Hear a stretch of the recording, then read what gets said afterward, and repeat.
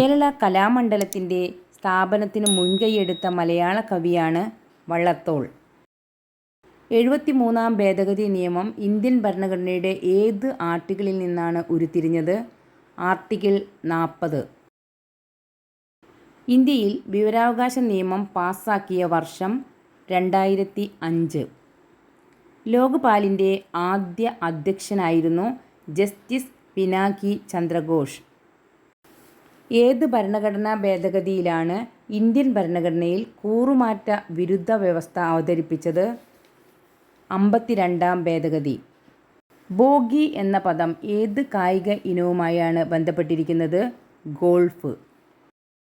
Tokyo 2020 ഒളിമ്പിക്സിൽ Indian പുരുഷ hockey ടീമിൻ്റെ പരിശീലകനായിരുന്നു Abraham read.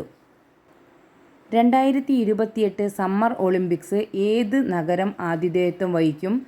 Los Angeles. Panchayat പിരിച്ചുവിട്ടാൽ ഏത് നിശ്ചിത സമയത്തിനുള്ളിൽ തിരഞ്ഞെടുപ്പ് നടത്തണം? 6 മാസത്തിനുള്ളിൽ. മൻസബ്ദാരി സമ്പ്രദായം നടപ്പിലാക്കിയത് അക്ബർ.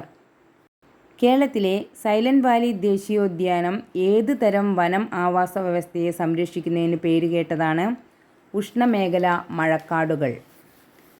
പ്രസിഡന്റിന് സത്യപ്രതിജ്ഞ ചൊല്ലിക്കൊടുക്കുന്നത് ചീഫ് ജസ്റ്റിസ് ഓഫ് ഇന്ത്യയാണ്. ഓടക്കുഴൽ എന്ന കൃതി രചിച്ചത് ജി ശങ്കരക്കുറുപ്പാണ്.